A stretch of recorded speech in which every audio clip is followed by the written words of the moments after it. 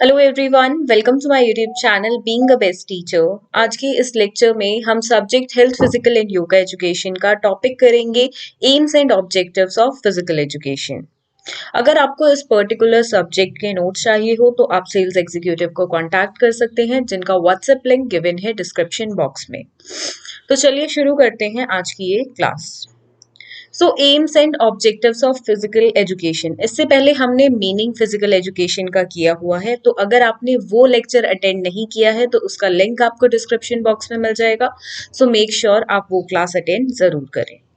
देखिए, जब भी हम किसी क्वेश्चन को अटेंड करते हैं, उसका आंसर लिखते हैं, तो इट इज़ वेरी इंपॉर्टेंट कि उसको प्रेजेंटेबल बनाया जाए। Instead of writing in a paragraph form, it is very important that we are going to write it in points. Like यहाँ पे एक फ्लो चार्ट है। सबसे पहले हम फ्लो चार्ट के थ्रू बताएंगे कि हम कौन कौन से पॉइंट्स को हाईलाइट कर रहे हैं। AIIMS and objectives of physical education, first you will write the heading and उसके अंदर क्या क्या एम्स और ऑब्जेक्टिव बेसिकली है फिजिकल एजुकेशन के। फर्स्ट इज फिजिकली फिट, कि एक इंसान अच्छे से रह पाए, फिजिकली फिट हो, एक्टिव हो, एनर्जेटिक हो।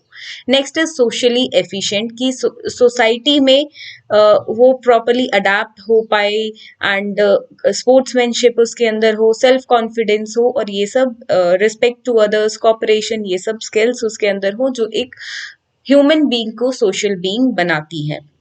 नेक्स्ट इज इमोशनली बैलेंस्ड, कि अपने आप को इमोशनली स्टेबल कर पाए एक इंसान, उसको पता हो कि कैसे कहाँ कौन सी सिचुएशन में बिहेव करना है, प्लस अपने इमोशंस को बैलेंस करना है। Next is mentally strong, that her type की सिचुएशन लाइफ में देखनी पड़ती है, तो फिजिकल एजुकेशन का एम और ऑब्जेक्टिव होता है कि एक इंसान को मेंटली स्ट्रांग बनाना, कि वो दुख और खुशी को दोनों को अच्छे से सह पाए। नेक्स्ट इज स्पिरिचुअली एनलाइटनिंग, तो स्पिरिचुअली मीन्स भक्ति के तौर पर, या उसके मन में एक कह सके भक्ति का स्रोत हो, एक भक्ति का ज्ञान हो। इसको हर एक पॉइंट को हम अच्छे से देखेंगे, एक एक करके डिस्कस करेंगे, but basically it is very important when you are making this flow chart, you will draw it in this manner and you are going to highlight each point. So let's begin with the first point. First is physically fit. Read करेंगे, साथ साथ में समझेंगे।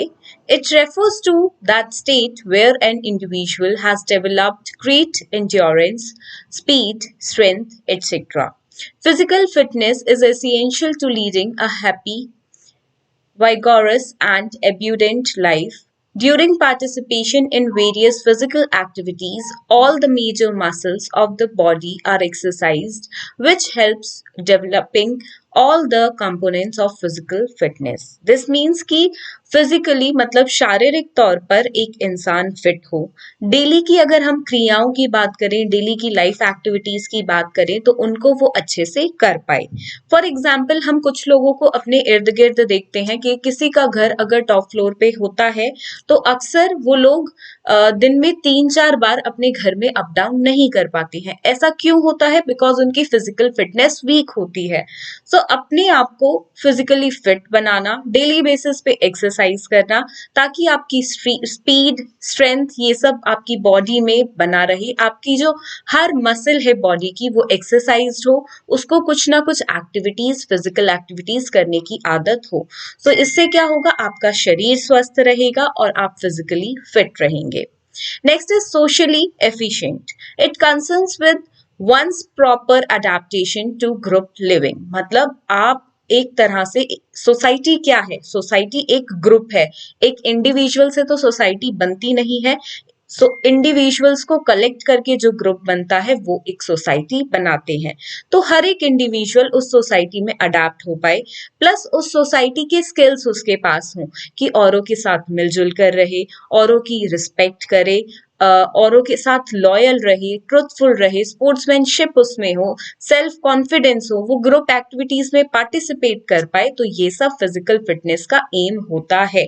जब भी एक teacher physical fitness या physical education basically we will say वो पढ़ाती है, तो ये सब एम्स एंड ऑब्जेक्टिव्स उस स्पोर्ट्स टीचर या फिजिकल एजुकेशन टीचर हमेशा सोचकर रखती है। So all these qualities helps a person to make him a good citizen. कौन कौन सी qualities हैं? Cooperation, respect to others, loyalty, sportsmanship, self-confidence, etc. So very easy. Next page. Third is emotionally balanced. It means being able to control and regulate your emotions. देखिए हम बहुत सारे लोगों को देखते हैं जो अपना गुस्सा कंट्रोल नहीं कर पाते हैं. अक्सर हम कुछ अपने इर्द गिर्द ऐसे लोग देखते हैं कि हम उनसे थोड़ा सा कटते हैं या उनसे अच्छे से बात नहीं करते हैं क्योंकि हमें पता है कि हमारे मुंह से अगर कुछ भी निकल गया उनके लिए नेगेटिव तो वो बहुत आग बबूला हो जाएंगे, वो एकदम फायर बन जाएंगे, एकदम बोले तो बिल्कुल एंग्री हो जाएंगे. तो ऐसी सिचुएशंस उन लोगों के साथ आती हैं जो अपने आप को इमोशनली बैलेंस नहीं कर पाते हैं. So it is very important कि एक इंसान अपने इमोशंस को बैलेंस कर पाए. अगर कोई दुख की सिचुएशन है, लाइक कोई स्ट्रेस है या सैड मोमेंट है लाइफ का या हैप्पी मोमेंट है लाइफ का, तो इट इज वेरी इंपॉर्टेंट कि वो इंडिविजुअल उन सब सिचुएशंस को इमोशनली बैलेंस कर ले. तो फिजिकल एजुकेशन ये चीज एक इंडिविजुअल में इनकलकेट करता है कि कैसे एक इंडिविजुअल इमोशनली अपने आप को बैलेंस कर सकता है. Right? So coming on to the next point, this is the fourth point, mentally strong. मतलब आपको दिमागी तौर पर स्ट्रॉन्ग बनाता है, मजबूत बनाता है. देखिए हम अक्सर देखते हैं कुछ लोग मेंटली इतने स्ट्रॉन्ग होते हैं कि वो किसी भी सिचुएशन में अपने आप को स्ट्रॉन्ग रखते हैं और औरों को भी संभालते हैं. फॉर एग्जाम्पल एक यहाँ पे थोड़ा सा नेगेटिव एग्जाम्पल मैं देना चाहूंगी. अगर हम देखते हैं कि किसी के घर में किसी की मृत्यु हो जाती है, डेथ हो जाती है, तो कुछ उस फैमिली में ऐसे मेंबर्स होते हैं जो मेंटली इतने स्ट्रांग होते हैं कि वो खुद को भी संभाल लेते हैं और फैमिली के जो अदर मेंबर्स होते हैं उनको भी संभाल लेते हैं. तो ये यहाँ पे एक परफेक्ट एग्जाम्पल है. तो फिजिकल एजुकेशन का एक ये एम है, ऑब्जेक्टिव है कि मेंटली स्ट्रांग एक इंडिविजुअल बन पाए. देखिए जब हम फिजिकल एक्टिविटीज करते हैं तो उसका मतलब सिर्फ ये नहीं होता कि हमारी शारीरिक तौर पे हम मजबूत बनेंगे, वो आपको इमोशनली, मेंटली, स्पिरिचुअली हर तरह से स्ट्रांग बनाता है. रीड करेंगे इसको. If a person is mentally strong, his confidence will automatically increase. बिल्कुल, अगर आप मेंटली तौर पे स्ट्रांग है तो आपका कॉन्फिडेंस भी बढ़ेगा. Through participation in various games, one can develop all these qualities. इसलिए देखिए बचपन में ही जैसे ही बच्चा स्कूल गोइंग हो जाता है तो अक्सर आजकल की जनरेशन के पेरेंट्स ये बहुत करते हैं कि वो अपने बच्चों को स्पोर्ट्स में इनकलकेट कर देते हैं, डाल देते हैं, कोचिंग्स में डाल देते हैं, किसी एक एक्टिविटीज में डाल देते हैं. And for example there is a one most important example जो मैं यहाँ पे आपको देना चाहूंगी कि जैसे स्कूल्स के अंदर एक्टिविटी पीरियड रखा जाता है, वो वीकली बेसिस पे होता है. एंड वो एक्टिविटीज क्यों होती है? ताकि बच्चों को वोकेशनल एजुकेशन तो मिल पाए, साथ में वो कुछ हैंड ऑन एक्सपीरियंस करे, वो गेम्स में इनकलकेट रहे. ऐसे ही अगर हम पीरियड्स की बात करें तो डेली बेसिस पे जो क्लास में पीरियड्स होते हैं तो उसमें ऑल्टरनेटिव डेज पे और स्पेशली प्राइमरी क्लासेस में तो डेली बेसिस पे एक ना एक स्पोर्ट्स का पीरियड डाला जाता है. तो इनसे क्या होगा? एक इंडिविजुअल, एक स्टूडेंट मेंटली स्ट्रांग बनेगा. तो I think now you can relate कि हर एक्टिविटी जो स्कूल में कराई जाती है, चाहे वो बेशक स्पोर्ट्स या गेम्स पीरियड ही क्यों ना हो, जिसको हम सोचते हैं ये तो एमए ही डाल दिया है, तो वो एमए ही नहीं होता है, उसका भी कोई ना कोई स्ट्रांग रीजन होता है. And that is to make our future generation which is in the schools mentally strong. Right? Last point यहाँ पर है spiritually enlightening. It's about the practice of a deep insight into the meaning and purpose of all things, communication with or understanding of the mind of God, profound spiritual understanding, or a fundamentally changed consciousness whereby everything is perceived as unity. मतलब एक देखिए भक्ति आए, चाहे वो किसी भी धर्म का ही हो, हम उससे ये चीज बिल्कुल लागू नहीं होती है लाइक आप कौन से धर्म के हैं या क्या है. मतलब एक इंसान स्पिरिचुअल बने, बिकॉज अगर एक इंसान के अंदर स्पिरिचुअल चीजें आती हैं तो उसके अंदर डर भी होता है कि वो कोई गलत काम ना करे, उसके अंदर कॉपरेशन, सबके साथ मिलने जुलने की, एक मिलजुल कर सोसाइटी के साथ आगे बढ़ने की एक बोले तो एक ताकत आती है, एक उम्मीद आती है। अगर इंसान के अंदर किसी चीज का डर ही नहीं होगा, ना भगवान का होगा ना और किसी चीज का होगा, तो वो गलत काम भी करेगा।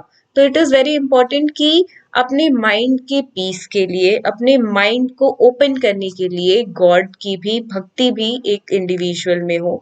तो इससे स्पिरिचुअल एनलाइटनिंग भी बिल्कुल होती है। एंड ये एजुकेशन का भी हम एक तरह से बोल सकते हैं, not the main focus, but कहीं ना कहीं एक बच्चा, एक स्टूडेंट स्पिरिचुअल भी बने।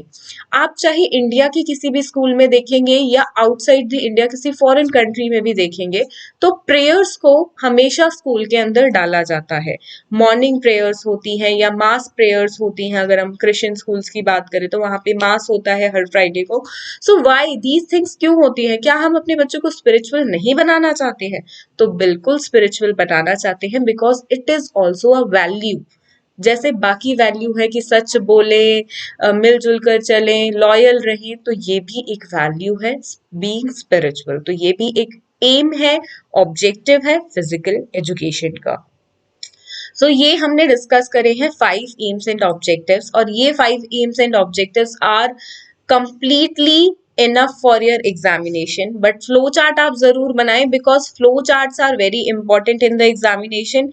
क्योंकि देखिए एग्जामिनर जो होता है उसके पास इतनी सारी शीट्स, इतनी सारी आंसर बुकलेट चेक करनी होती है, तो उनके पास इतना टाइम नहीं होता है कि पैराग्राफ जो आप भर भर के लिख देंगे तो वो पढ़े। आपको अपनी शीट को अट्रैक्टिव बनाना है कि उस पर एक नजर पड़े तो एग्जामिनर को पता चल जाए कि हाँ, आपको इंफॉर्मेशन है, आपको क्लियर कट नॉलेज इस टॉपिक के बारे में है। सो होप सो आपको आज का लेक्चर अच्छा लगा होगा। आपको अगर आज का लेक्चर अच्छा हो तो लाइक और शेयर जरूर करें, साथ में वीडियो को अपने फ्रेंड्स के साथ शेयर करें ताकि उनकी नॉलेज भी एनहांस हो पाए। So thank you for watching this video, and do share this video with your friends and subscribe to this YouTube channel. Thank you.